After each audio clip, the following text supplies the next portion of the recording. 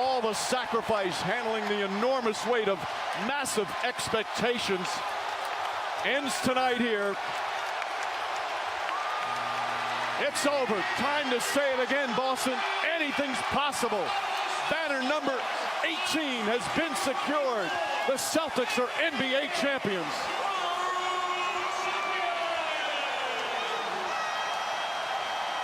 Welcome in to Words with Wallace. I am your host, Nick Wallace, coming at you. It is Wednesday, June 19th. And for the past 48 hours now, my Boston Celtics are your 2024 NBA champions. As you guys could tell, with the final call right there, courtesy of the GOAT, Mike Breen. This is awesome, man.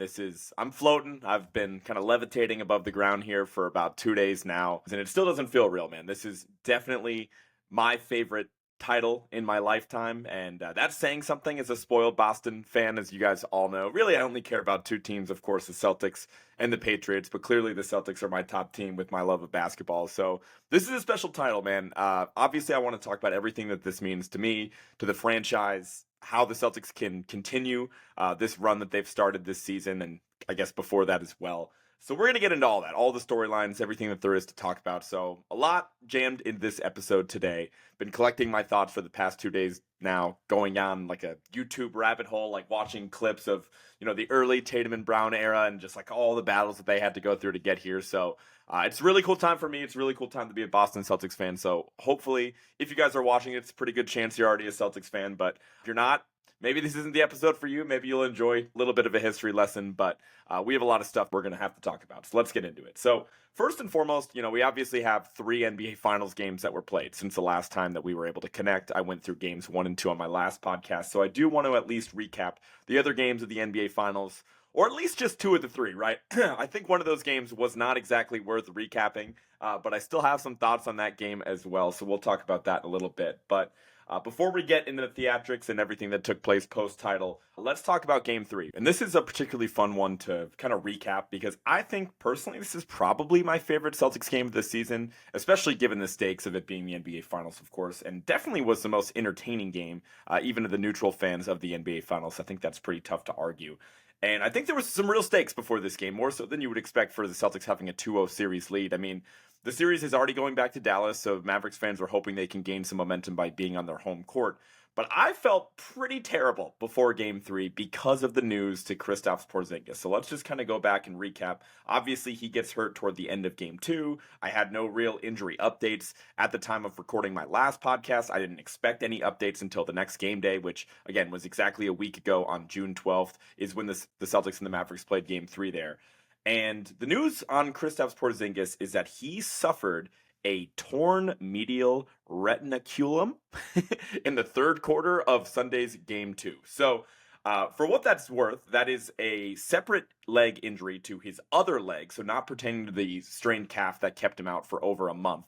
Completely new injury. Everybody's talking about how exceedingly rare the injury is, so there really isn't like, oh, hey, like Bob Smith for the Pacers last year had that injury and it kept him out 4 weeks or whatever. Like there was really no frame of reference for how long we were missing Kristaps, but it's obviously a mouthful, and people knew that wasn't going to be a good sign for the Celtics. And so that news comes out, and then right after that, he's ruled out for Game 3. And so there's some real momentum in Dallas, right? I think we all saw and we were all reminded just how dominant Kristaps was in Game 1, right? I think he was the player of the game for the Celtics. That immediate spark from the second he checked into the game in the first quarter of Game 1 and allowed the Celtics to get up to like basically a 20-point lead before the end of the first quarter. And then they kind of traded baskets the rest of the way. Like that's how they won Game 1. And so Kristaps is clearly an X factor for them. And especially knowing what we know now, hopefully his performance in the early part of this series is not lost in history because he was an important part of the first few games of the series.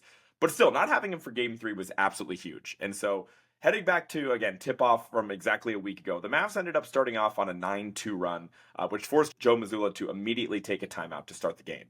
And it was loud as shit in there, man. I mean, the Dallas fans showed up to play. Immediately early on in the game, obviously you expect Al Horford to have to take a relatively quick rest like he normally does.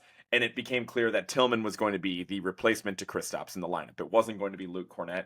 And overall, he looked pretty solid, right? Obviously, offensively, it's not always the prettiest to watch Tillman's game, but he was really comfortable switching onto the perimeter, which is not something you're able to do with Luke Cornett or really many other backup centers in the NBA for that matter. And so he was holding up pretty well. We had some really good Sam Hauser minutes early on in the quarter. He had 2 for 2 on his first couple threes that he shot, so that was a great sign for the Celtics.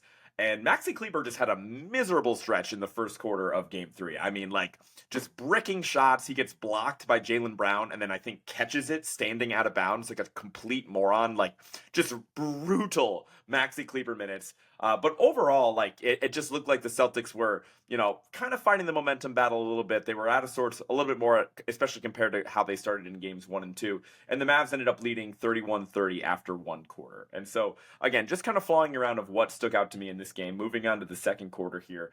It was nice to see a good game from Tatum, right? This was his first game of the entire finals in which he was actually shooting the ball pretty well. He had some threes that were falling. But on the other side of the court, Kyrie had it cooking on early as well. This was definitely Kyrie's best game of the entire NBA Finals. He had like a heat check, step back 3 in the second quarter that was just butter. Mike Breen's like losing his mind watching Kyrie. As much as I love Mike Breen, I think he was a little too excited on the Kyrie calls, but maybe I'm just being biased here. But overall, I mean, it was pretty back and forth, right? The pacing was about the same. It ended up being, both teams kind of broke even in the second quarter, and the Mavs led 51-50 heading into halftime. And so I did want to know right before that as well, I think Derek Lively had a travel before a dunk, hit it out of bounds 2 different times, and then didn't even inbound the ball correctly, and all of it went without a call. And so I was pretty upset as a Celtics fan in that moment, not knowing how that game was going to play out. So did feel like there was a little bit of home cooking there, but I'll put my bias to the side, given what we know now. Moving on to the third quarter, I think the third quarter of Game 3 was the best Celtics quarter of the entire finals, right? Maybe of the entire playoffs, again, when you consider the stakes. They came out the gates immediately hitting threes, and again, they were trailing 1 point heading into this second half. And I think every single Celtic had like a massive momentum play here. Like, Brown was getting to the hoop. Tatum had some shots going early. They were able to get out in transition, and some really, really good Xavier Tillman minutes in here as well. Showing his versatility, being able to switch onto Luka. He was not biting on any pump fakes. Actually got a couple stops on Luka directly. Obviously, Dallas was going to be hunting that switch. And then when the Celtics were actually in the midst of like an 8-0 run, they leave Xavier Tillman wide open in the corner for obvious reasons. The guy hasn't shot a 3 the entire postseason. Left wide open, like literally 15 feet of separation. He lines it up, finds the seams, and just drills a 3. And now this play was huge. The bench reaction was awesome. Like, Tatum is actually on the bench at this point in time, losing his mind.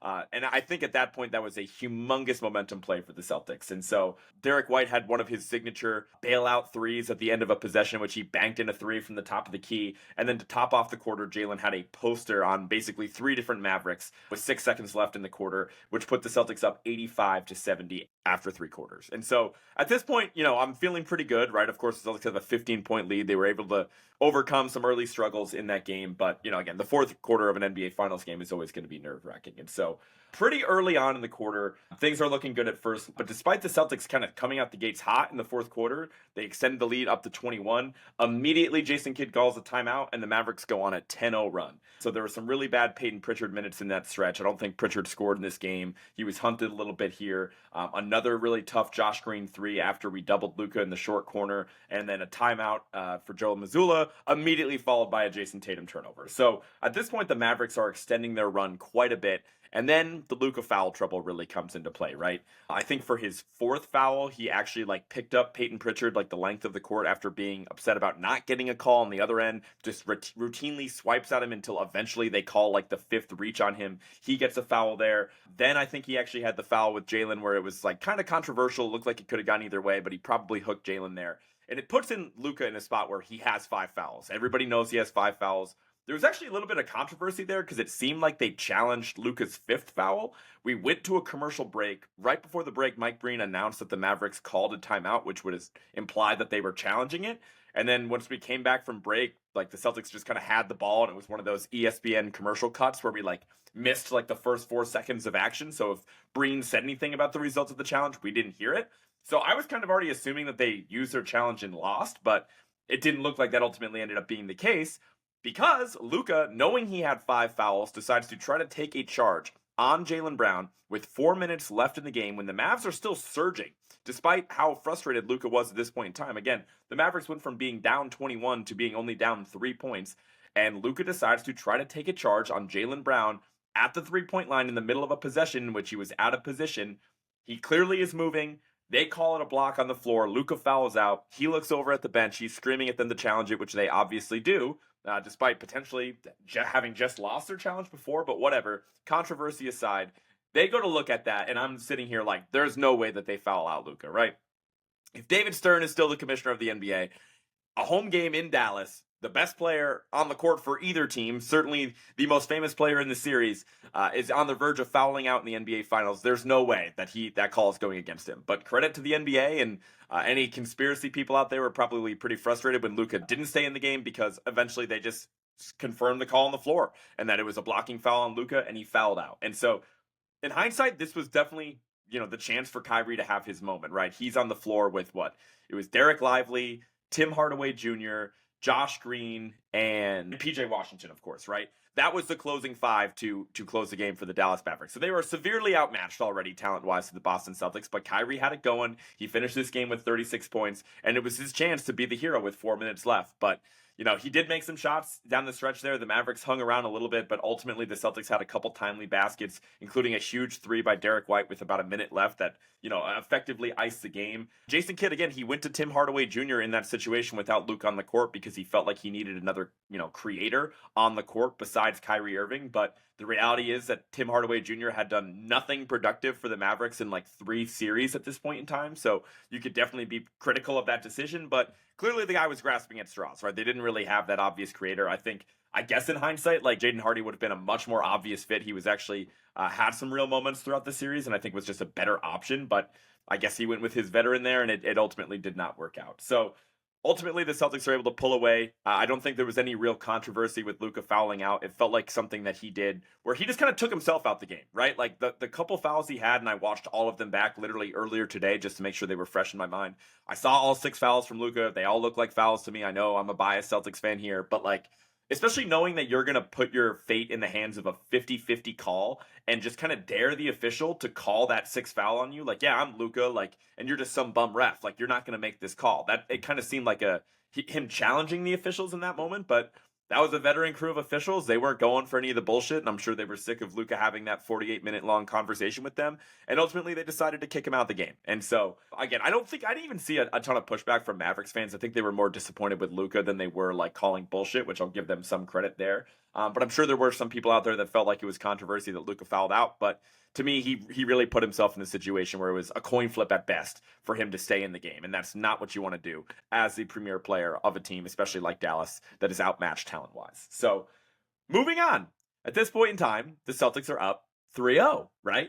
And if you guys recall, on my last podcast, I fully expected the Celtics to split the following 2 games of the series. After going up 2-0, I expected the Celtics to split the 2 games in Dallas and be 3-1 with a chance to close out the series in Game 5 heading back to Boston. That's literally what I said almost exactly a week ago, right? However, once Game 3 happens, right, and the Celtics are able to find a way to win, again, what I think is their best game of the entire postseason without Kristaps Porzingis yet again, rally against the surging, Mavericks making their big run in the 4th quarter there on their home court. Kyrie had it going. We survived the big Kyrie game. I felt like we were untouchable, right? I felt like a sweep was incoming. And more importantly, as a Celtics fan living behind enemy lines in Dallas, I felt like this was my last chance to see my team in the finals and potentially hoist the trophy, right? If everything goes as planned in Game 4, the Celtics are winning an NBA championship, hoisting the Larry O'Brien trophy at the American Airlines Center. And so Jess and I were going back and forth. We're looking at tickets, but again, Game 3, we were so high from the buzz of Game 3 that we made the decision we had to go. We had to go to Game 4 at all costs. It was going to be our last chance, or so we thought, to, of course, see the Celtics in Dallas. And so we made the decision to purchase tickets, right? They were pretty expensive. You can imagine what those ticket prices were. We were upper level. Like, obviously, we weren't courtside or anything crazy like that. But anything to get in the building at that point in time was a very significant financial investment. And so it was just kind of all a blur between Game 3 and Game 4. Like, suddenly we're going to the game, and there was only, one night of rest in between Games 3 and 4. And so suddenly game day's here, and I'm just like, oh my God, am I going to see my team hoist the title tonight? We're getting there early. There were a lot of Celtics fans in the building for Game 4, again, last Friday night in Dallas. I would say if I had to guess, there were probably about 35% Celtics fans there, so pretty good. Like roughly 1/3 of the people in the building were Celtics fans wearing Celtics green, like myself, wearing the very shirt I am right now for those watching on YouTube. But boy, oh boy, was that an ass whooping. Like that shit was never close. Like it really was never close. I guess it was kind of close after Derek White had like a miracle 3 at the end of the first quarter, and I think we were actually only down 7 at that point. The vibes were just absolutely horrendous, though. And so, again, despite how optimistic I was and how much fun I had before the game, hanging out with Jess there, took some pictures, it was beautiful weather, met some other friendly Celtics fans, like it was pretty cool. But yeah, the game itself was just terrible. Like I really don't have any basketball things to talk about. Like nobody showed up. I thought out of our starting 5, I thought Tatum was the best one in that game. Like it looked like he had it going at least a little bit. But nobody else had it going. The shots were not falling. Obviously, Scott Foster, aka the Extender, was the official, like the lead official for that Game 4 in Dallas. And so there was a lot of conspiracy people out there that said that that the calls were going to go Dallas's way, which I do think they did. But even if all the controversial calls went Boston's way, we still would have lost by 30 points. I'm not blaming the officials. And I think a lot of the conspiracy shit just died in Game 3 with Luka fouling out, like we just talked about. But yeah, it was really brutal. I think the play that summed it up the best was. It appeared to me like Jayson Tatum was shooting a 3. I think at this point it was in like the second quarter. It looks like he gets fouled on a 3 by Daniel Gafford, but they call it a block. And maybe Gafford like did get the block first, but then like absolutely barreled into Tatum. So I understand like if you make contact with the ball first, like you're allowed to make some contact. But if you absolutely truck the guy over, like I still feel like that should be a foul. Like I don't know what the rules say, but I'm telling you how I feel as a Celtics fan anyway. Gets trucked over by Gafford, and then not only doesn't get the foul on the 3-point attempt that would have resulted in 3 free throws, he gets called for a loose ball foul on Jayson Tatum after he gets stepped on by Daniel Gafford as he's laying on the ground. And obviously the crowd is going apeshit. At that point, I think I knew we were basically toast. Just a lot of sloppy play all around, and Dallas showed up, right? A lot of people thought Dallas was going to roll over, and that was not the case. I think around halftime is when I looked myself in the mirror and admitted that I could be at fault in some way. Because as Jess and I were walking through the concourse of the American Airlines Center right before the game, I think I had a White Claw in each hand. Like I'm feeling good at this point in time. Obviously, again, I'm dressed up in my Celtics gear. I'm ready to see my team win banner 18. And a fine gentleman from the ESPN social team sees me walking and approaches me and says, hey, and he's holding like the champagne goggles that obviously the players wear in the locker room after they win a title as they're popping champagne and everything like that. And he's like, hey, can you put these goggles on and basically act like a big jerk, like, and talk about how it's going to be a sweep tonight. And he's asking me this before the game. And again, White Claw in each hand, that's paying a shitload of money to be here. I'm like, twist my arm. You're asking me to just be like a Boston sports like dickhead, basically. Like, yeah, I can act the part. You know me. When the camera comes on, like, say less. So I give my drinks to Jess and I put the goggles on and I'm like, let's go. Like, banner 18's coming home. Like, Caesar winning. Like, whatever I said. And yeah, I didn't really think much of it. There was a lot of Celtics fans in the building. I mean, the gentleman worked for ESPN. I'm a company man. What was I going to say? No. And needless to say, I was like, whatever. He probably got that footage from a lot of other people acting like jerks. It's not a big deal. And then when I woke up on Saturday morning, I felt like I had physically just gotten my ass beat. I'm not a big fighter. A lot of you guys know me.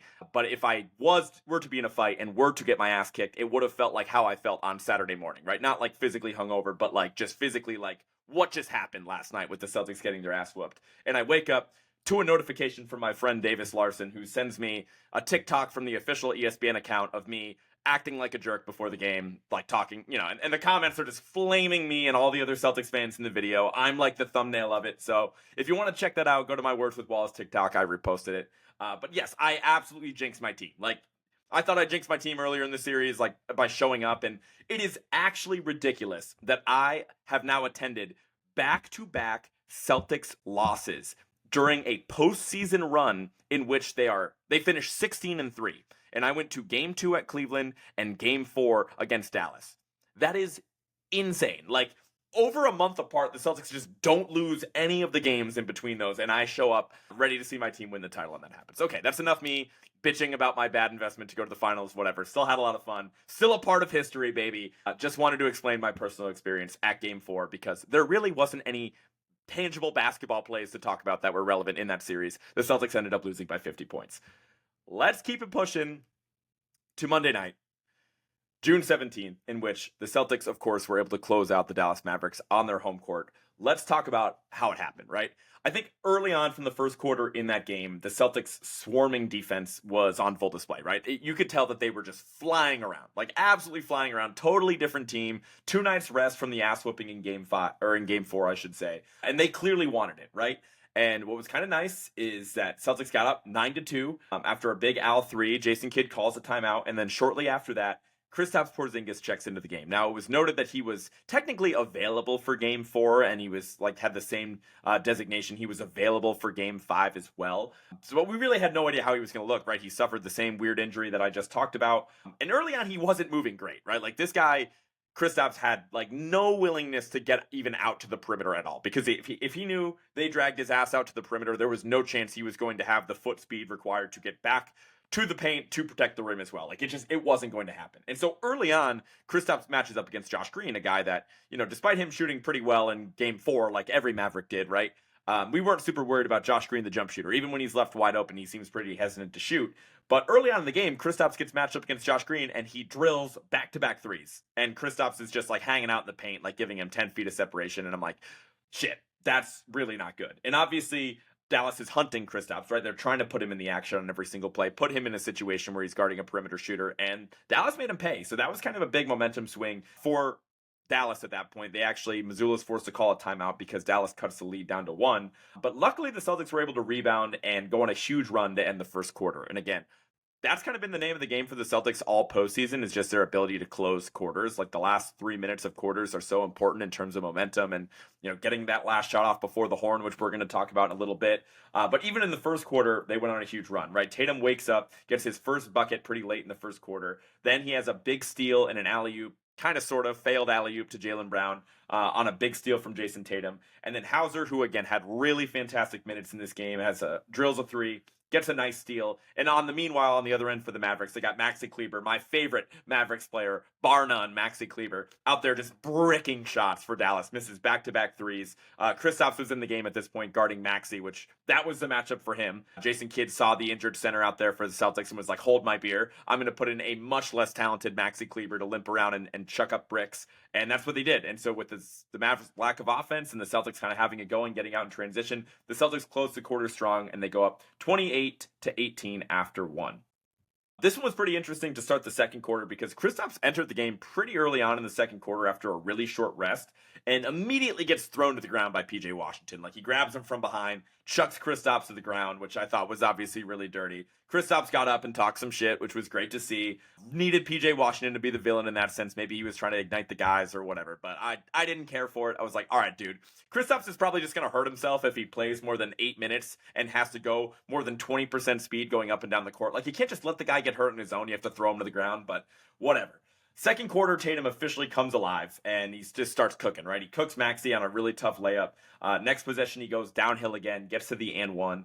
Ultimately, despite the Celtics playing really well to start the second quarter, the Mavericks kind of went on a mini run there, and it did kind of feel like for a second, the Celtics kind of missed a chance to really capitalize on the momentum that they had. The lead was 10, 15 points, but it wasn't anything crazy. They didn't do a great job of really maximizing the momentum they had and extending the lead there. But ultimately the Celtics were still just they wanted it so much more. The amount of guys that hit the ground, even just in the second quarter of the game, was insane. In the second quarter alone, Tatum, Brown, White, Holiday, all hit the ground at one point or another multiple times. White at this point gets his face smashed into the ground because he dives for a loose ball and gets landed on by Derek Lively, ends up chipping a tooth, and he looks even uglier now. And so of course that his mugshot with a chipped tooth is going to be on shirts. I'm certain of that.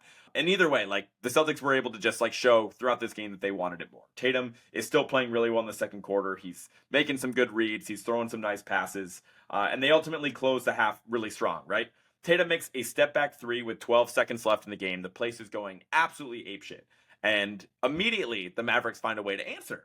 After that shot with Tatum with 12 seconds left, they get the ball to Luka in transition, and he gets a really tough layup for an and one, and then that sends Luka to the line, right? I think you guys know where I'm going with this. There's 5 seconds left in the quarter, in the half, I should say, when Luka's at the line. Joe Mazzulla sneaks in Peyton Pritchard for his first minutes of the entire game. And of course, if you guys know, our Celtics fans out there know that Peyton Pritchard at this point can be qualified as like a half-court specialist. Checks into the game, get him a look, hurtling toward half court, like going top speed, chucks something up from half court, and absolutely swishes it. Like, didn't bank it, didn't rattle in, just butter through the net. Peyton Pritchard hits the shot. The crowd's going apeshit, and that is obviously the most iconic shot of the closeout game of the finals, right? You could say it's lucky, it's whatever, and there's some Mavericks fans that are probably hating out there. Like, it is quite literally not luck with Peyton Pritchard. Like, he has made a habit of making those shots. He told you guys in game 2 when he had his first shot of the series on a very similar play to, I think, end one of the quarters there, that he does this shit. He says, I do this shit. He practices those shots, and he is quite good at them. And that put the Celtics up 67-46, up 21 points at the half. And so we move on to the third quarter. You know, reality's starting to set in for the Mavericks a little bit here. But I'm still nervous as a fan, right? The Celtics started strong by drilling a couple threes. They extend the lead all the way up to 26, which is followed by a Jayson Kidd timeout. And Josh Green actually has a really good game in game 5 here. I mean, he was shooting the shit out the ball. While guys like Luka and Kyrie were not hitting their shots from outside, Josh Green might have been the best player in the leading scorer for Dallas at a time. Hits another 3 off of a really nice driving kick. But ultimately, the Celtics murdered Dallas on the glass in this game. I don't know what the final numbers were, but the number of offensive rebounds that we got, we had a couple of back-to-back possessions where we got like 3 looks within the same possession and still didn't score. Like, we were not playing our best basketball on Monday night. I don't know if it was nerves or what, but again, we were hustling, we were getting in the right spot, and especially Drew Holiday. He was just flying around and such a monster on the glass. You would have thought he was like 6'10" out there. But ultimately, like, we just couldn't like step on their necks, right? We couldn't really extend the lead. And so ultimately we ended up lost by 2 points that quarter. We ended up going into the fourth 86-67. So again, the Celtics were -2 that quarter, despite the fact that it seemed like they outplayed Dallas quite a bit. And then the fourth quarter, I think the biggest highlight of the entire quarter was the insane block that Derek White had on Derek Lively, literally at the rim. Like, it's one thing to block a guy from behind or have a chase down block or whatever, poke it away from a guard, something like that. But when you're dealing with a 7'1" center who has an insane vertical leap, he's obviously like 19 years old, he's super young, super springy, and Derek White just had to go up off of vert and meet Derek Lively at his apex and block him at the rim. Obviously, that had the crowd going absolutely nuts. The Mavs fouled Kristaps Porzingis 2 different times away from the ball, so they're still trying to like really rough up Kristaps despite being down 20 points at this point. But ultimately, like, nothing was falling for Dallas. It was pretty ugly basketball on like both sides. Like, nobody was really able to put him away. Like, both teams looked completely exhausted. But ultimately, Tatum did have it going a bit in the fourth. Like, he had far and away his best game of the series. He was the best player on the court, period, the first time that he outplayed Luka. He had an and one followed by a tough turnaround mid-range on Tim Hardaway Jr., which it's a mystery why he was still getting minutes at that point in the series. Blows by Luka and PJ Washington on back-to-back plays and gets some layups. Had a really tough lay on Lively earlier in the game as well. And White had another clutch steal. And ultimately, Holiday and White were just kind of flying around the entire fourth quarter. And so I think the last notable thing is there was weirdly like a wet spot on the court after like a timeout in which Brown and Luka both fell on the same possession. And that ultimately resulted in a Luka turnover and Tatum free throws on the other end. And then finally, like the last 6 minutes, I just kind of blacked out, man. I stopped taking notes. I stopped looking at anything. It was kind of ugly basketball. And the Celtics got up by enough in a point where they were able to pull the starters kind of one by one to all get their recognition from the crowd. I believe Mazzulla ultimately pulled out Tatum and Brown together and Al Horford on his own. And it was awesome to see. There was really no doubt at that point at time that Celtics were going to end up winning the title. And that's ultimately what ended up happening. So that's how it happened. I don't think it was the most exciting NBA Finals we've ever seen. I can admit that. I'm sure there were some casual fans out there that were pretty disappointed with how it played out. But it's been a long time coming with this Celtics team. And as I mentioned at the top of the episode, this is easily my favorite title I've ever had as a very spoiled Boston sports fan. I guess for me, just since I am such a big Celtics fan, it was either this team or 2008, right? Would be the two options for this award. Because as much as I love the Patriots, I'm just always going to care about the Celtics a little bit more. And as much as I love the 08 team, and there was some nostalgia there with Pierce and kind of what he went through as a longtime Celtic and the struggles of the team before Garnett and Allen got there, it all happened very suddenly, right? Like it went from, I was in the 5th grade, so I wasn't as aware and as locked in as I am right now. But you went from a team that was like really shitty, like worst record in the NBA the year before with just Paul Pierce to, oh my God, Ray Allen's here, Kevin Garnett's here, and now we're hoisting up a banner, right? And so in that regard, it was really cool and loved guys like Garnett and Allen. But just the history that we have with this Celtics group, and for me to be between the ages of Jayson Tatum and Jaylen Brown, the two best players on this team, is really unique, right? I'm literally younger than Jaylen Brown, but I'm older than Jayson Tatum. And just watching two guys my age just figure shit out over the past 7 to 8 years, right? Like I've literally watched these guys grow up. Like I'm going through the same exact things in my adult life as they are in their professional career, which just points out how insanely different our lives are, as I just still feel like I'm a kid to this day. And, Jayson Tatum's holding up the trophy, acting like he's like, God, it's been so many years, like, and I finally have this title. And it's like, dude, you're like 25, 26, like whatever. But it's just insane to think about. And it really provides like some cool context being the same age as like the two guys that I've idolized over the past 7 to 8 years. A championship is permanent, right? It kind of cements your legacy. It separates stars from superstars, and it quite literally immortalizes a group of guys that I've loved watching for nearly a decade here, but especially Tatum, Brown, and Al Horford, right? Like those are the guys from the previous era of Celtics basketball that have stayed true. And obviously, Brad and the front office has done a fantastic job of building around the core of Tatum and Brown, which we're going to talk more about.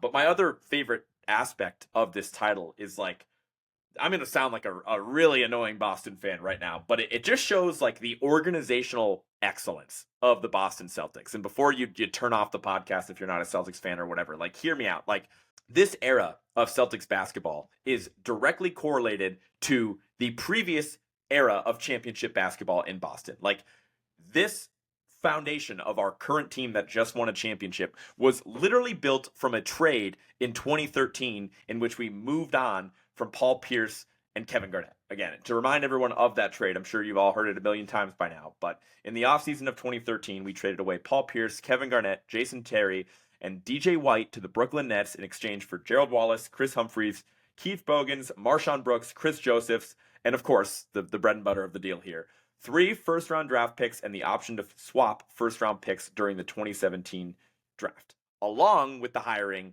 of Brad Stevens as head coach during that same 2013 offseason. So ultimately, in that deal that, again, sent away really just Paul Pierce, Kevin Garnett, we brought back the draft capital that became Jayson Tatum and Jaylen Brown.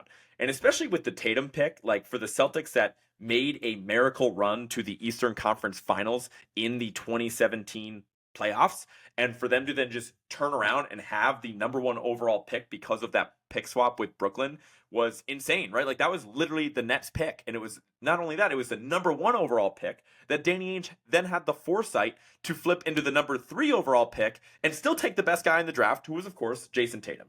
And so it really can only be defined as organizational excellence. Like you can hate them and whatever, be like, oh, they had 1 title in the past 16 years, whatever. They were competitive every single year from the previous OG 2008 Big 3 era to now. There was only 1 year in which they didn't make the playoffs. There was only one true rebuilding year, which was 2014. And every single year since then, this is how their season is finished.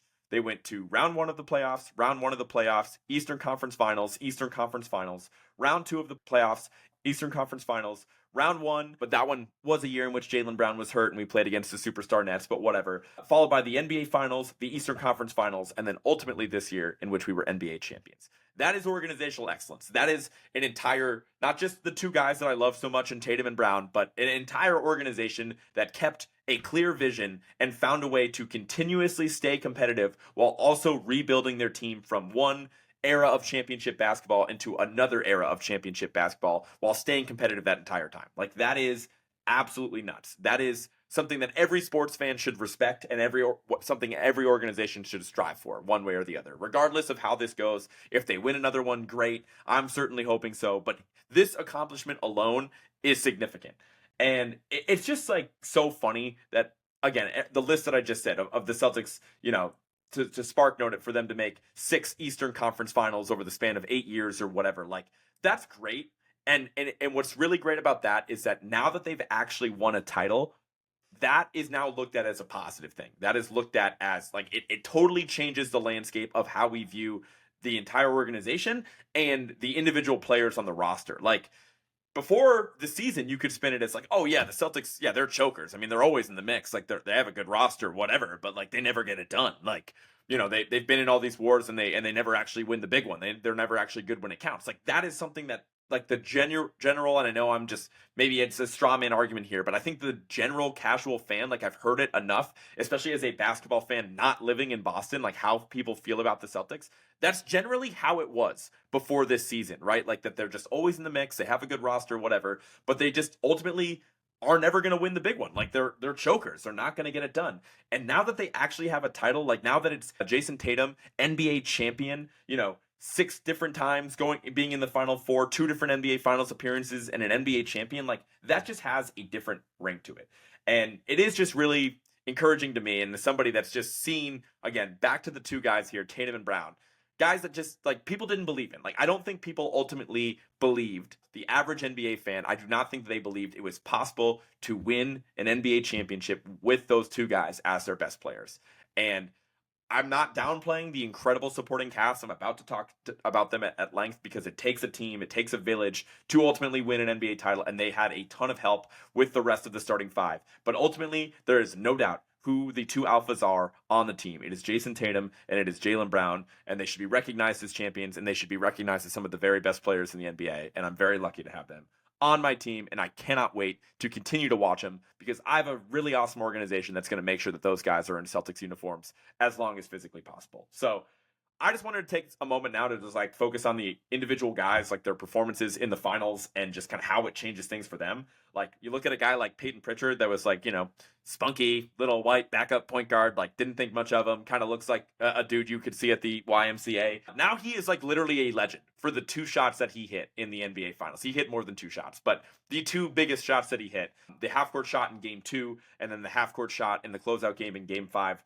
totally unforgettable. Like, not only was he, like, a fantastic bench guard for all of the regular season and the first half of the postseason as well, but now he's, like, literally a legend because of the shots that he hit. He lived for those big moments. They were massive plays in which netted us 3 points in a massive momentum swing when most other teams aren't even taking those shots. And we have a guy off the bench for those shots. And not only that, he's a great scoring guard off the bench. And he's on a pretty team-friendly contract that we signed him to last offseason. Like, he's now a legend, and he will never pay for a drink in Boston. I think the Boston fan base already really liked our young white backup point guard, so you can insert your jokes there if you want to get him off. But love Peyton Pritchard, love PP, and he's a legend now, so that's kind of sick. Sam Hauser was our most effective bench player, I guess, besides Kristaps for games 1 and 2 during the NBA Finals. And for him to bounce back after having a really terrible shooting performance in the Indiana series, I think in which he shot like single-digit % from 3, which is not great as a shooter off the bench. He was awesome in the finals. He really was. Like, hit his shots, shot the ball with confidence. He's so much bigger than what you think he's going to be. He holds up extremely well on defense. And honestly, like, he is so valuable. Like, we are really lucky that we do have him under contract for next season as well, because he is the type of guy that somebody else would love to gobble up. Like, a big wing that has won a championship, that changes everything. He's been in locker rooms. He knows what it takes to win. Like, that's what people are going to get to say about Sam Hauser now. And then combine that with the fact that he has a ton of size and can shoot the shit out the ball. He's in for a big payday after next season. And so I'm really grateful that we should not, if I'm looking at Spot Track correctly, lose him, because we do have him under contract for next season on an extremely friendly contract as well. Next, we have to talk about Kristaps Porzingis. I would love to sit here and say that after this season that he's shed the injury-prone designation, but that's obviously not the case, right? Like, after being fantastic for us, having probably hit the best season of his career during the regular season, he gets hurt right at the start of the playoffs and then gets that other injury we just talked about in the middle of Game 2 of the NBA Finals. And so it really sucks, but you cannot call Kristaps Porzingis soft, because he demanded to be out there in Game 5. It has since been announced that he overrode the medical staff to be out there for Game 5, where he was basically like, nah, I'm playing, which is awesome. I'm glad he didn't re-aggravate anything, to my knowledge. It is also announced that he's going to need leg surgery in the offseason, so I don't think we're going to see Kristaps until like Christmas, which is totally fine. Like, rest up, brother. Like, hopefully you can be healthy when we need you the most in the playoffs this time next year. But he was really awesome for us all season long. And the impact, and I'm so glad that despite how banged up he was in the postseason, for him to have a real moment in Game 1, again, the player of the game in Game 1, in my opinion, for how impactful he was in that first quarter, to have a real moment against his former team, and be beloved by the Boston fans. They went absolutely apeshit every time that guy just showed his face in warmups before some of the games that he was questionable. Like, they love him here in Boston. He loves being here. And even though we signed him to that contract and we literally did not get a healthy postseason out of Kristaps Porzingis, well, we still won the title. So he's a dog. He's an NBA champion, and I'm still really glad we signed him to what he did, because guess what? He's 7'3". He's still an X factor for this team. He provides things that virtually nobody else in the NBA can provide, and I'm really excited to see what this team looks like during a postseason run in which we do have a healthy Kristaps Porzingis, and hopefully that's next season. Now I want to talk about Derek White. Man, Derek White is a star. Let me get that, say that first and foremost. Like, when I was watching the NBA Finals, like, one of my biggest takeaways is, like, goddamn, we have 4 stars on our team. We have 4 stars. Like, obviously, after Kristaps was hurt, we still had 4 stars. It was Brown, Tatum, White, and Holiday. And White was just so clutch for us. Like, he went from a guy that he just kind of seemed really timid that first year we got him in 2022, where, like, he wasn't that confident. And, you know, as a shooter, he would come and go. And we would make jokes about, like, what version of Derek White we were going to get. Obviously, in the offseason, he shaves his head. He's now bald, and it just seems like he's gotten better at literally everything in just the past 2 years that we've got him. But I just, like, can't get over how many clutch plays this guy has in his short history with the Celtics. Like, again, even just going back to Game 6 last year in Miami, and him saving our season and giving us a chance to fight against Miami Heat in Game 7, to, you know, the block that he had against PJ Washington earlier in this finals. I don't even know how many timely threes this guy made. Like, he was our bailout king. At the end of a shot clock, I want the ball in the hands of Derek White, because he's going to throw up some horse shit that's going to drop. That's what Derek White does. He is the ultimate bailout button. He can create his own offense. He's an elite defender. He's making all the clutch steals, the clutch blocks on both ends of the court. He's just immaculate. Like, he is literally a star. And I say all that, like, people are still going to consider him a role player. It just is what it is. Like, it's not fair to him, but it's just they're looking at the pecking order of the team, and you can't argue he's better than Brown or Tatum or whatever, because he's just not, right? Like, on any given night he could be, but on a full wide scale basis, he's not better than those guys. So he is still going to be considered a role player, but he's now like the gold standard of what you would want your role player to be. The closest they can be to Derek White is the ultimate goal for any role player in the NBA, right? I would say that he's like literally like already achieved like a Robert Horry level of clutchness, or maybe not clutchness, but like, just because he hasn't been in as many wars as Horry, but like, he certainly is at that level of talent and like feel for the game and everything like that. He only has one title to speak of, but clearly this guy is exactly what you would want in your supporting cast. And we're going to talk more about the offseason and re-signing him in a little bit, but that has to be the priority for the front office this offseason, is making sure we can extend Derek White as well, because if we do, we're in a really good position over the next couple years, because he's going to age fantastically as well. Next is Jrue Holiday, right? I think after this title, put him in the Hall of Fame. Like, that is what this title does for Jrue Holiday. Jrue Holiday is now, in my opinion, a lock for the Hall of Fame. He's a 2-time All-Star, which honestly feels low. Felt like he's been an All-Star caliber player at like every stop of his career. We know how difficult it is to make the All-Star team, especially from a guard position. Like, that's really tough. But like, in Philly, he had some seasons where he filled up the stat sheet. He was really good in New Orleans. He was fantastic in Milwaukee. He's been great here in Boston. Like, anyway, 2-time All-Star feels low, but he's a 6-time All-Defensive selection. And of course, now he's a 2-time NBA champ. He was literally our best player in Game 2. That was a masterclass. And quite literally, depending on who you ask, he is the best defender in the NBA. Like, if you're asking Dame Lillard, or you're asking Trae Young, or you're asking Steph Curry who the best defender in the NBA is, they're not going to say Rudy Gobert or Draymond Green, or I guess Steph would probably say Draymond Green, but whatever. They're not going to say a big like Gobert or Wemby or whatever. They're going to say Jrue Holiday, because the guys that actually have to get into an isolation situation and just they're never going to take a star player out of the game, but do their best to get the star player off their game, out of their spots. There's nobody better than that than Jrue Holiday, in addition to him doing all the little things, like how many offensive rebounds he has, how efficient he is at shooting the ball now. He's an elite perimeter shooter. He's like literally the best corner 3-point shooter in the league. And the efficiency, and for his ability to score from the dunker spot, despite being like an older 6'4" guard, like, that is not a spot on the court where guards are supposed to dominate. But that's the best spot for our offense to function at the highest level, and that's where he's operated. He's extremely efficient at scoring from the block. He's extremely strong and is able to kind of get to like that little baby hook push shot he has down low, even when he's guarded by bigger defenders. Like, he's just fucking awesome. And we're so lucky to have him on his team. And it made me really happy that that guy in particular was getting a bunch of shit, especially from Bucks fans before this series about how Drew Holiday's worse in the playoffs. Like, hey, maybe don't ask him to take 20 shots a night. Maybe don't ask him to conduct and be the primary ball handler on offense. Because when he doesn't have to do that stuff, he's really awesome. And I'm glad we just cut that shit out completely. He is not a poor playoff performer. And as a matter of fact, he's very clutch, actually. And I'm thrilled to have him on his team, on my team, and I'm thrilled to have him for the contract that we just signed him to a couple months ago. Next, Big Al. Hoff him. Put him in the Hall of Fame yet again. You might think I'm crazy when you say it out loud, but we have to remember that the NBA standards for the Hall of Fame are significantly lower than for entry for the NFL Hall of Fame per se. Like, there's some household names in the NFL, and I don't know it as well as I do the NBA, obviously, but there's a ton of household names that I'm like, this guy's not in the Hall of Fame? Like, what? That doesn't really happen in the NBA. If you have if you're around a lot and have some good career stats and have been on some good teams, that's kind of what it takes to get in the Hall of Fame. And guess what? Al Horford's been that. He is now a 5-time All-Star, 1-time All-NBA selection, 1-time All-Defense, and now he's an NBA champion. And he earned this shit, man. Al Horford earned this shit. Like, for him to be our starting center, like it was, 3 years ago all over again, or I guess last year was our starting center too, but whatever. For him to be our go-to, really only consistent option at the center spot for the entire postseason run at 38 years old. Like, I'm not saying Al put up dummy numbers or anything like that, but with the supporting cast, we didn't need him to do that. We needed him to hold up well on both ends of the court, keep people honest by making enough three-pointers. He doesn't have to lead the league in three-point shooting like he did for a time last year. He just had to knock down enough of them and play really solid defense. And for him to be at 38 years old, and sure, there were some times in which people were hunting him because he was just the weakest link on what was a totally loaded Celtics defense.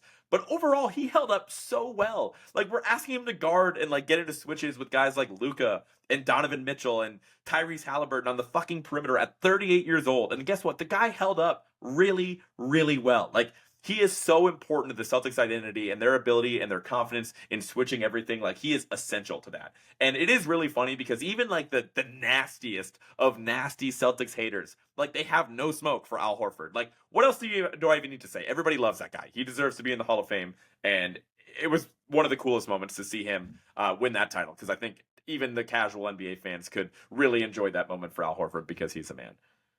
Next, let's talk about our finals MVP. Let's talk about Jaylen Brown. Again, this goes without saying, especially with how much of this guy's book that still needs to be written, is Jaylen Brown and the fact that he's going in the Hall of Fame as well. That much is assured. This guy has gotten so much better every single year of his career. And I don't think enough people remember his rookie year in which he averaged 6.6 points per game as a rookie after he was, again, this, rookie 6.6 points a game, whatever, some rookies start slow, but yeah, but in this modern era, when you're a top 3 pick in the NBA draft and you were already a really unpopular 3rd overall pick, again, all the Celtics fans at that time, they wanted Jimmy Butler, they wanted to trade for Paul George. We thought we were at the very least going to get a guy in Chris Dunn, who went to Providence and was kind of a local guy and whatever. People were not happy with the Jaylen Brown draft pick, and then he goes out and he scores 6.6 points per game as a rookie. Obviously, he had flashes, but he was so raw, and every single year of his career, he adds something to his game. And even at this time last year, there are people out there saying he wasn't deserving of a max contract. And the way that series ended against Miami Heat was unfortunate, right? We battle all the way back. We get to Game 7 at home just for Jayson Tatum to get hurt in the first couple possessions of the game. And they were really able to hone in on everything that Jaylen Brown wanted to do. And he had a miserable game to end the series that wasn't even close at that point, right? The Game 7 last year against Miami was not even close. And so even me and RJ on this very podcast at this time last year, I didn't say that we shouldn't pay Jaylen Brown. I said that we should, actually. But I still had to ask the question. I still had to be what do we do with this guy now? What a terrible time for his contract to come up. But guess what? Not only did the organization not try to nickel and dime him and be oh, well, maybe you could take this pay cut here, whatever. No, they paid him every dollar that was available to pay him. And guess what? It ended up being a fantastic decision. Sometimes, most of the time, you could argue when you offer somebody that amount of money, and there's a bit of complacency that's set in, right? They've literally made it. They cannot lift their finger another day in their life, and they've already made it by making that much money. And Jaylen still had the work ethic and put in everything he needed to put in the offseason to continue to get better. And the way that he guarded Luka Doncic and again, we're going to talk about the finals MVP in a little bit, but like he was fantastic on both ends of the court. He put to rest like the no ball handling, like the left hand narrative. Like I didn't see that as he's blowing by Luka for the 5th time of the game and putting 4 Mavericks on a poster. I didn't see that as he's hitting a poke and swim into a push cross, into a step back jumper when the Celtics needed it the most at the end of the game, when their offense is getting stagnant, when he hits that shot over Tim Hardaway Jr. at the end of game 3 when that game was really close. Like, he has a massive bag. He's super fun to watch. He's so athletic. He does it on both ends of the court. And by the way, he's worth every single penny that the Celtics can pay him. And not only that, he's a top 15 player in the NBA. Top 15. Debate a wall. Debate me. I got time this summer. I'll drop my line. You guys know where to find me. Jaylen Brown is a top 15 player in the NBA. And this championship cements that. Moving on. Last but not least, let's talk about Jayson Tatum. Again, goes without saying, this guy's obviously destined for Springfield Sunday. He's well on his way to a Hall of Fame career. He doesn't have to play another minute in the NBA to have a Hall of Fame career. He's everything that you want in your franchise superstar. And maybe it's an unpopular time for me to say that because there's a lot of Jayson Tatum haters out there just for some of the things that he's said and done since winning a title at 26 years old after being one of the most scrutinized players in the league for his entire career. It's like he's been punished for how good he was as a rookie. But let's keep talking about why I'm so lucky to have Jayson Tatum. He shows up and he just talks about hoop, right? He's boring. He's a pretty terrible interview from what I've seen, right? Like he's just a really good dad and he's loyal to his city and he's happy to be here and he shows up and he's super consistent and he does it on both ends of the court. And the amount of people that I've seen in the last 48 hours that are calling him corny because of what he said or did seconds after winning an NBA title at 26 years old, like what is wrong with you? If you're talking about how corny Jayson Tatum is right now, like, delete your account. Whatever account you said that on, just delete it. Like, we don't need your basketball opinions anymore. Oh, you didn't like when he said, we did it. You didn't like that? You didn't like that as a Thunders fan or a Raptors fan or a butthurt Mavericks fan that just watched your team go home? Well, guess what, guys? That's not for you. That's not for you. That's for me. That's for people like me who have supported Jayson Tatum and the Boston Celtics for the past decade, right? Who have watched every single big game of that guy's career. That was for us. I loved 2008. I'm wearing this shirt from when I was the ball boy for 2008. I remember that. I love Kevin Garnett. I bet Kevin Garnett liked that shit. And other Celtics fans like me who wanted to be reminded of just how long it's been since the last time we won a title 16 years ago. We loved that shit. We ate it up. That was for us. That wasn't for you guys. So please reserve on holding your opinions off on it. I loved every part of it. I loved the people making fun of like him being in the shower with the trophy or being in the locker room with the trophy. Like, oh yeah, oh he thinks he's Kobe or oh he thinks he's Steph because he said, what are they going to say now? Like, who cares? The guy just won a title. He's the first NBA player to ever celebrate after winning a title. Like, I can't deal with the people that are hating on Tatum right now. This guy should be Teflon right now. This guy's untouchable. This guy just jumped over your favorite player. I get it. He's 26 years old. He's super handsome. He just shows up in hoops. He's got the deal with Jordan. He's getting that SoFi money now on the commercials. I get it. You just hate him because you ain't him. That's totally fine. I also just want to remind you guys that despite him having a poor NBA Finals and everybody dunking on him for how bad he played in the first couple games, guess what happened at the end of the series? He ends up leading his team in points, rebounds, and assists. And in the final game of the series, the closeout game against Luka Doncic, everybody's new favorite player in the world, Tatum was the best player on the court the other night. And he closed him out on his home court, and everybody got to see him win a title. So he should be untouchable right now. And if you still find a way to hate on Jayson Tatum, it's like, what are we really doing this for? What are we doing this for? You play to win the game. Shout out Herm Edwards. You play to win the game. You play to win a championship. That's what Jayson Tatum just did. He actually did the thing, okay? And it took a great cast and all the amazing players that I just talked about. But if you don't recognize that Jayson Tatum is arguably the biggest part of that, you're a moron. Log off. Go watch a different sport. I don't care. You are not seeing what any intelligent mind watching the game of basketball is seeing. And again, I am so happy for Jaylen Brown. But you know who else was happy for Jaylen Brown? Jayson Tatum was. Despite him leading the team in every relevant statistic, right? he still went out there and was 100% supportive of his guy, Jaylen Brown. There was no scandal. There's no him making a bitchy face after he doesn't get finals MVP, or even the round before when people tried to make that a story after Jaylen Brown got the Eastern Conference Finals MVP. That shit doesn't matter to Jayson Tatum. And if it does, he's doing a great job of internalizing it and not making it a story. He is the man. He is everything you want in an NBA superstar. And guess what? After this title, it's not even debatable. He's number 4 in the NBA. The only 3 players that you can argue are better than Jayson Tatum right now are Jokic, Giannis, and Luka. And kind of like he is better. Like Luka's better than him. Like I'll admit that. But even Luka doesn't have any hardware now. Hate to admit it. Hate to remind Mavericks fans of that. He will get there eventually, I think, but he doesn't. Like that is the unquestioned top tier. Then there is a tier break, and Jayson Tatum is the start of the next tier. He just leaped over Devin Booker and Shai Gilgeous-Alexander and Anthony Edwards and all those other young stars that haven't won shit, and even some of the older guards that haven't got it done in a while. Jayson Tatum just got it done as the best player on a championship team. He's number 4. If you have any disagreement, you guys know where to find me. Let's keep it pushing. So I guess I kind of already alluded to this on the Finals MVP, right?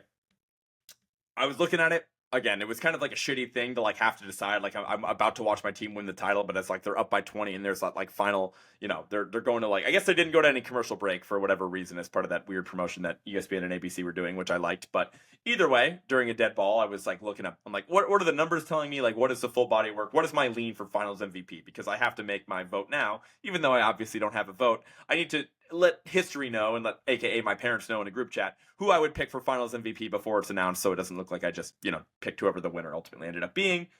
I ultimately landed on Tatum. I do think that he ultimately deserved it. I think it was obviously super close between him and JB, but I just feel like when in doubt, like the Mavs showed so much more attention to Jayson Tatum. Like he had to solve a lot more. He was asked to do a lot more during the series. And ultimately, again, I think he was, for what it was worth, he was the best starter in that abysmal game in Game 4, and he was definitely the best player on the court in Game 5 as well. And even in Game 3, he stepped up quite a bit. He had another 31-point performance there. Like, he finished the series pretty strong. Like, I know the numbers weren't the best, but for him to have, like, 22, 8, and 8, and again, lead the team in points, rebounds, and assists, while being asked to do more than any of the other guys, I give a slight nod to Tatum. That being said, I'm very happy for Jaylen Brown. It's incredible to think that same dude that I watched in 2017 with a flat top and incredibly raw, averaging 6 points a game, would someday be a Finals MVP. Like, that's pretty cool to think about. And the way he guarded Luka and the way he had those like thunderous momentum swinging dunk, that just did so much for the team on both ends of the court. In addition to some of the shot making, in addition to him cutting down on the turnovers from postseasons in the past, like JB was awesome. I just give a slight nod to JT. And then I have to just give an honorable mention to Drew Holiday for him being the best player in Game 2, for how consistent he was on defense, for how little mistakes he made, and for Derek White just being arguably the most clutch player on the court, timely play after timely play. Again, I want to remind everybody this team had 4 stars, and it took all of them to beat the Dallas Mavericks. But if it was up to me, I would have given it to Jayson Tatum for Finals MVP. But I think Jaylen Brown, I think I would have loved to split. I think, again, that's never happened before. I can't expect them to like rewrite the rules and just give it to Tatum and Brown, but I think that would have been the most fair thing to do, if possible. So, the historical significance of this team, right? 80-22 record on the season. That's pretty nuts. Again, 80-22, that's one of the best winning percentages in NBA history. And since it went to a 7-game series in all 4 rounds, I think this is the second best record ever. Second to only the 2017 Warriors that ended up going 16-1. The Celtics, of course, finished 16-3, which is 1 game better than, I guess, the Denver Nuggets last year, who went 16-4. And so, anyways, it's a really good team, right? 80-22 is going to have people talking. I'm sure the storylines going around the next couple days are going to be like, is this one of the best teams ever? What I would say to that is that you really, to be fair, can only compare them to the other best teams that have only won 1 title, right? Like, once you win more than 1 title, like, I don't really care what happens. Like, you're like, the teams that have won 2 titles can only be compared to the teams that have won 2 titles. Like, they're immediately better than any team that's won 1 title. And so far, the Celtics have, of course, only won 1 for now. That being said, if I were to compare them to some of those other great teams that have only won 1 title, I think the Celtics are up there, right? I think it only makes sense. So, yeah, I don't want to go crazy far back and go through history because I don't know if this team is on that level quite yet. But if you're looking at the teams that have won over like the past 5 years, I think, ironically enough, like last year's Nuggets, that's really close. We're going to talk more about the Nuggets in a little bit, but obviously the Nuggets went 16-4, the Celtics went 16-3. Both teams closed out in 5 games in the NBA Finals. It was a pretty boring series both ways for the casual fans, and so I think that's a really good comp. But I will say that I would take this current Celtics roster without a doubt over the 22 Celtics, over the 22 Warriors, over the 21 Bucks, over the 2020 Lakers, and over the 2019 Raptors. I think the Celtics are easily better than all of those teams. And then once you go further back than that, then you obviously reach the Durant Warriors, which I don't think any version of this Celtics team is even close to that. That's probably the best team I've ever seen in my lifetime anyways. And then before that, you have some other dynasties or, close to dynasties like the 2013 Heat, right? Things of that nature. So I do think if you want to give the Celtics some award, I think you could definitely make the argument they're the best team to win the title since the 2018 Warriors. I think that has like a nice ring to it. I think it's a real debate with this year's Celtics and last year's Nuggets team. But if you really want to start, making the argument for this Celtics team being an all-time roster, being an all-time team, the title defense is going to matter, right? That is how they come out and how they defend the title next season is going to be essential to that conversation. So let's stay on that point and talk about how the Celtics can continue this run, right? I would love to see them run that shit back. Like, that is great. That is what the Celtics have the opportunity to do, right? Everyone, as far as like the core guys in this team, is locked up long-term besides Jayson Tatum, Derek White, and Al Horford, right? Tatum is going to sign a max extension within like the next week or two, and that is guaranteed, right? It's like $315 million or something like that. Like, it's at any dollar they can pay Jayson Tatum, they're going to do. Obviously he's homegrown. We can go over the cap to sign him, whatever. Like, Jayson Tatum is going to get his money. Now, Derek White is under contract through next season as it is, but as of right now, he would be scheduled to hit unrestricted free agency at this time next year. So that being said, it has to be like, obviously the first priority is going to be signing Jayson Tatum, but that's, knock on wood, that should be a done deal. Now, Derek White should be the priority beyond that, right? Like, he's obviously so essential. I just talked about how this team had 4 stars during the finals, and Derek White is one of them. He's obviously the man. It does look like we should be able to offer him. I think it's like a 4-year, like $120 million contract, which is, good for Derek White. He probably deserves a little bit more money, whatever. He's definitely worth that. So I think there's optimism from what I've seen. You kind of have to read through the tea leaves a little bit, but it seems like there's optimism that deal with Derek White is going to get done within the next couple weeks. And if the Celtics can just re-sign Tatum and re-sign Derek White beyond next season, like, we're in a really good spot. But again, the luxury is that, like, we're basically already in a position to run it back, not necessarily run the title back, but run back the same team this time next year because we have everybody under contract for at least next season. And so Al Horford, again, is under contract through next season, but just based on Al's temperament and him getting this elusive championship finally after an 18-year career. And just, I should have mentioned this when I was talking about Al Horford before. Do you know how fucking crazy it is that the Celtics in 2008 had to play against Al Horford as a rookie with the Atlanta Hawks in that first round series of the Celtics 08 title run? Al Horford, straight out of Florida, playing for the Atlanta Hawks, took that 08 Celtics team to 7 games in the first round.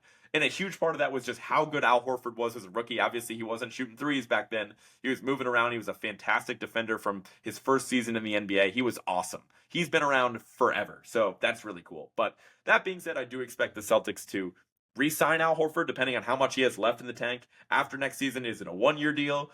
Optimistically, is it a 2-year deal? I don't know how much Al has left in the tank. I hope he just plays until literally he can't play anymore, because that's how much we love that guy. We're always going to have a spot for him, and ideally if Kristaps stays healthy, and even if we get another backup big on top of that, and we can keep Al to 12, 15 minutes a night in the regular season, like, that's a perfect world, and save him for the playoffs where he still has some to give.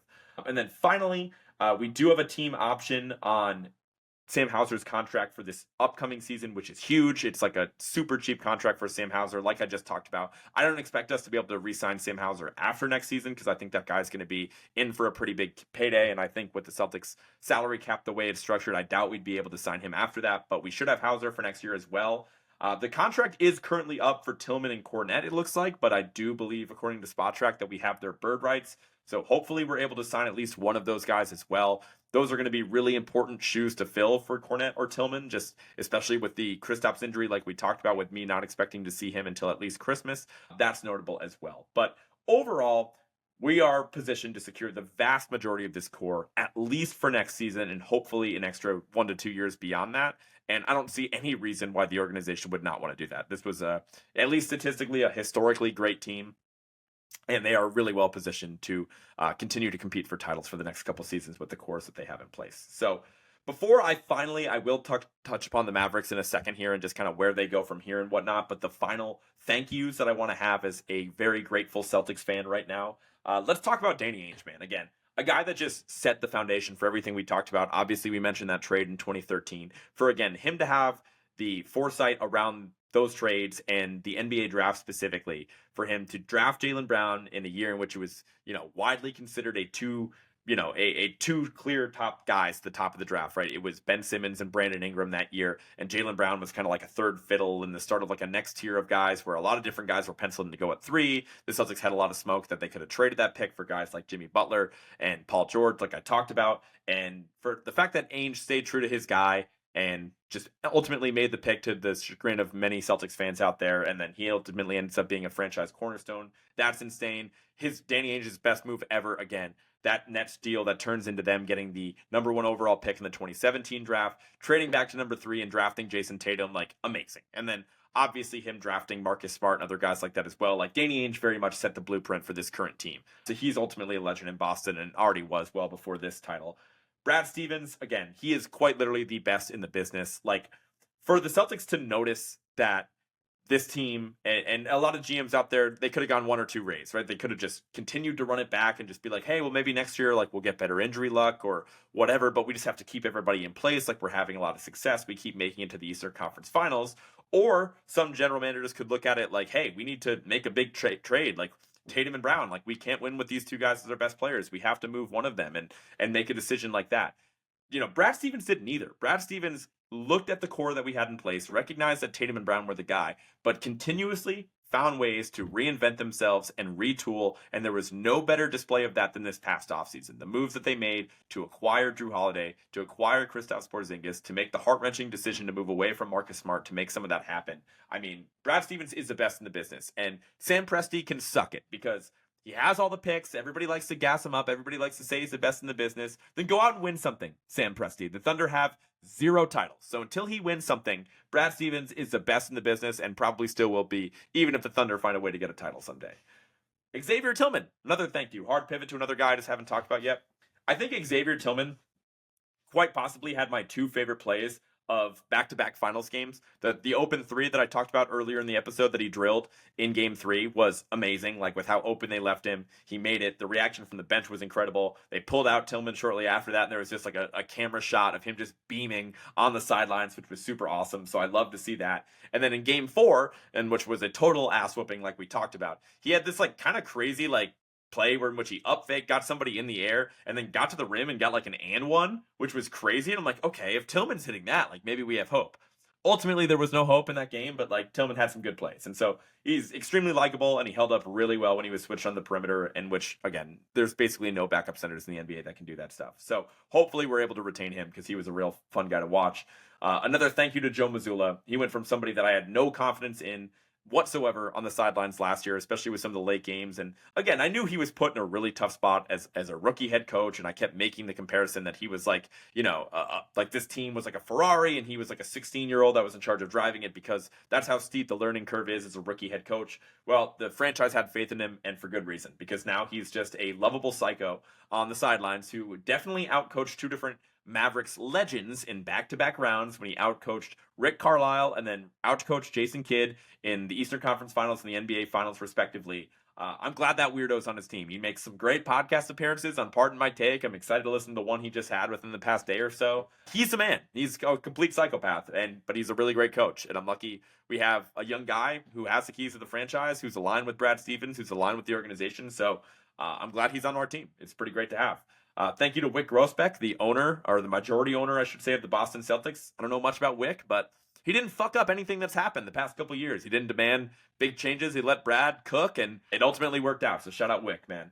Shout out to Marcus Smart. Thank you to Marcus Smart. I'm not normally a Marcus Smart fanboy, as our dear friend RJ would say, but he did cross my mind as the confetti was falling on Monday night. He was an amazing Celtic for 9 years, and he was super essential to like the two-way identity of Tatum and Brown in particular. And it was just hard to like think of him not being there, because he was just a guy, like when I think of like this era of Celtics basketball, he was like the one guy, like obviously Tatum was there, Brown was there, Horford was there, like it would have been really great to have Marcus be there when we got over the hump as well for how much he meant to the team over the last 9 years. So I thought about it. I hope he was rooting for the Celtics. I have to imagine that he was, but at the same time, that's got to sting a lot. Thank you to Kyrie Irving. Thank you, Kyrie Irving, for leaving us in 2019. I just wanted to point out and be petty here for a second and just say that, like, this beef between Kyrie and the Celtics, that shit is over. That shit is all ogre. We won. We won the beef. Like, obviously, you look at the recent history of it. Immediately after Kyrie left, he goes to the Brooklyn Nets, whatever, and the only healthy stretch for the Brooklyn Nets in which Kyrie, James Harden, and Kevin Durant were all playing at the same time was against the Celtics in that first round of the 2021 playoffs, and the Celtics got whooped. Jaylen Brown wasn't healthy. It was kind of a weird Celtics team. We didn't have Al Horford that year, and Tatum still had a 50 bomb on their heads and ultimately pulled off a win in that series. But it was a gentleman's sweep, and a lot of people at that point in 2021 would have been like, man, Kyrie won the beef. Look at him with Brooklyn, yada, yada, yada. Well, good thing the 2022 playoffs happened, in which we absolutely whooped the brakes off Kyrie and the Nets in that first round and swept Kevin Durant, Kyrie Irving, and the Brooklyn Nets. And then, of course, the icing on the cake and really just the close to this argument is this finals, right? Kyrie with his new team, he's found peace, he's grown up, whatever. He's on this Mavericks team that suddenly everybody is picking to win the finals against the Boston Celtics. And I'm not going to say Kyrie was terrible. He certainly wasn't good this series. He certainly wasn't even close to as good as Tatum and Brown. But that being said, he wasn't good enough, right? He had a real chance in Game 3 to be a hero, and it would have been really hard with the deck stacked against him for this loaded Boston team and no Luka. But Kyrie had an opportunity to be the hero, and he just wasn't that guy. And so I will say that, like, literally the beef is over, right? It's one of those situations where, like, look, I am a Duke fan, but, like, I acknowledge when, like, the Duke-Carolina thing happened where Coach K retires and Carolina wins that game, and then they meet in the NCAA tournament for the first time ever, and then Carolina wins that. Like, that beef is also over. As a Duke fan, I can acknowledge. Like, the odds that they ever meet again in the championship, like, Duke would have to meet them in March Madness and beat them again. And so the same thing applies to this Kyrie Irving situation. Sure, if Kyrie matches up against the Boston Celtics in the finals again and then evens the score, like, sure, maybe the beef is back open again. But I think it's over because guess what? We literally we lost our best player for nothing after he lied to us in an offseason and he went up to team up with his butt buddy and Kevin Durant. And we went out there and we won a championship before him. Like, we won without him. We are a better team. This version of the Celtics is better than any version with Kyrie on it. I genuinely mean that. And so we won. That beef is over. Wanted to put a fork on that. But also a genuine thank you to Kyrie Irving for, like, being a lot less of a jerk. Like, I have listened to a lot of the Kyrie sound bites over the past couple weeks. And it does seem like the guy's grown up. Like, I don't, like, hold my breath when he talks anymore. Like, I'm sure he might have some crazy quotes over the years with how many times these NBA players get interviewed or whatever, but it seems like the guy has grown up. And it seems like, again, that is a great move for the Dallas Mavericks. The decision that they made to trade for Kyrie Irving and re-sign him is looking like a positive one. They would not get to the NBA Finals without Kyrie Irving, and it seems like the guy's grown up. He's in a better spot. He was respectful in his defeat against the Boston Celtics in this finals, so thank you to him for that. Thank you to Maxi Kleber, my favorite Mavericks player, like I talked about. Really grateful that he was, healthy enough to play in the NBA Finals. Like, good God, that guy is terrible. That guy is absolutely terrible at basketball. I don't care about his shoulder. I don't care about, if his shoulder's healthy and then he's shooting threes, he's more confident, whatever. The guy's not that good on defense. He's terrible on offense, and the guy just didn't look like he belonged out there. So thank you to Jayson Kidd for continuing to throw him out there as a stretch big that could not shoot. At that point, just make sure Lively and Gafford are playing every available second because at least they can provide some rim protection on the other end. That guy was terrible. Thank you to any media pundits who picked the Mavericks, especially in 5 games or less. I hope that they really, like us Celtics fans, like really mounted up on Monday night and just like flamed you online. Like, if you were unironically picking the Mavericks in 5 games or less, like, you are the clickbait. Like, you are out there for a headline. Like, you're not making content. You're just making... You're feeding bullshit to people. You're just feeding bullshit to people that are going to click on any headline that's like remotely controversial. Like, you're just trying to be a hot take machine. You're not actually watching the game and analyzing it because it just shows that you did not watch a second of regular season basketball of the Boston Celtics and showed that you just wanted to cling to the narrative that the Celtics didn't play anybody and they thought that would actually make a difference in the NBA Finals. That's the only reason you would outright take the Mavericks in 5 games or less. So thank you to those people. It made the victory even sweeter the other night.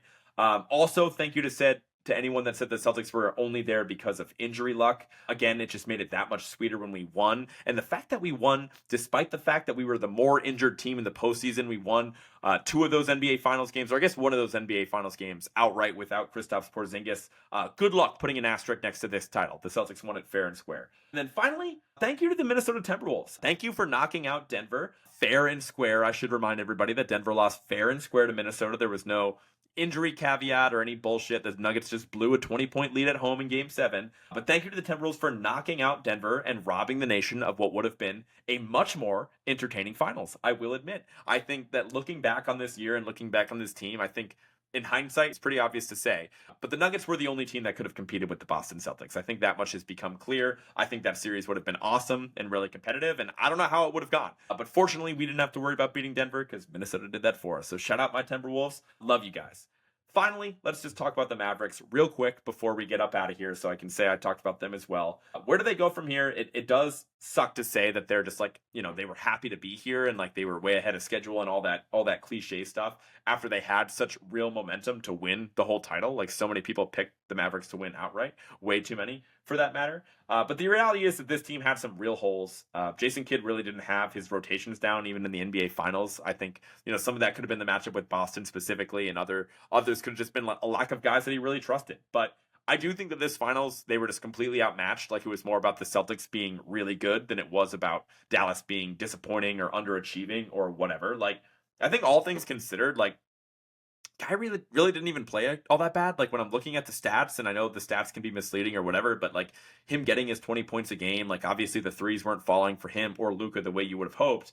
But like, what did you really expect from Kyrie Irving when he's going up against Drew Holiday and Derek White? Like, I honestly want to know. Like, that's why I had such confidence in my finals previews and everything like that. Like, I was always worried about Luka because Luka is elite. Luka is in that top tier of players. There is no right matchup for Luka. Like, he can dissect anything. I do not feel the same way about Kyrie Irving. Like, you very much can take him out of certain matchups with the highest level of perimeter defense, which the Celtics have to offer. And so, ultimately, the 3 through 6 in this series killed them, right? Like, the production that they got after Luka and Kyrie was pathetic. PJ Washington went the wrong way after having a pretty good couple games to start the NBA Finals. So, but at the same time, you can't really be surprised that your midseason pickup, who was literally the third option on the Charlotte Hornets before this, and expect him to immediately step in and be, the third producer on a team that wins an NBA Finals. Like, that's a lot to ask of PJ Washington. So, ultimately, like, they just need more consistent perimeter shooting first and foremost of their playmakers, of their 3 through 5 and their 3 through 6, right? But the difficult thing is, like, you still need guys with a lot of size to do that because you have Luka and Kyrie there, and you also need guys that are going to hold up the same level of perimeter defense of a guy like Derek Jones. Like, Derek Jones was a miracle for them this season. To be doing what he did on like a minimum salary is pretty crazy. I mean, you kind of live with the shooting from him since they asked him to be like, their perimeter lock and their starting small forward all year long. So we'll see what happens with that. But they need to desperately upgrade, maybe get another shooter off the bench or a creator off the bench. I think Hardy could be that guy. So I think it's just more about filling out the roster with guys that you trust their perimeter jumper a little bit more, and then hope that, Luka and Lively continue to develop in a way that I expect them to. I expect both those guys to be good for a very long time. So I do think Luka gets back eventually, right? I think there's no doubt he at least gets back to the NBA Finals. He's just way too talented. And ultimately, he'd be shocked that at the end of his career, if Luka doesn't win a title, like that would just be insane to think about.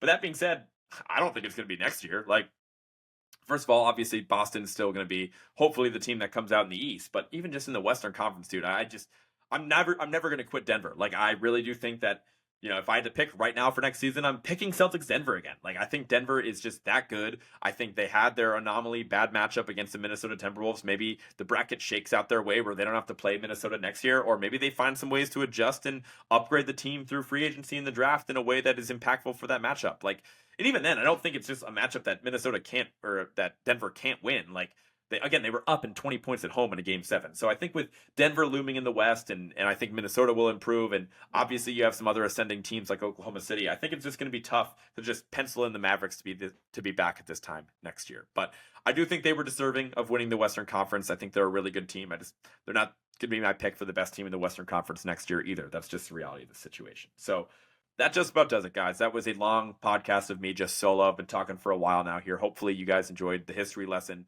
what this title means to me as a Celtics fan, and just how the Celtics can continue turn this into a run, right? I'm not going to use the D word, the dynasty term, until the Celtics get to at least 3 and 5 years. I think that's what, my definition of dynasty is anyway. So any questions about this becoming a dynasty for the Celtics, like, it's going to take a couple years to answer those questions. But I do think they're positioned to continue to compete for titles. Like, they can run this thing back with this amazing core that we've loved so much. And again, I just couldn't be happier for Jayson Tatum and Jaylen Brown for everything that they've overcome, watching them over the past 8 years. And just, again, like, I'm watching these 2018 Celtics playoff highlights in which the Celtics lost Gordon Hayward at the start of that season. They lost Kyrie toward the end of that season. And then Jayson Tatum and Jaylen Brown continue to lead their team to a Game 7 of the Eastern Conference Finals against a loaded Cavs team.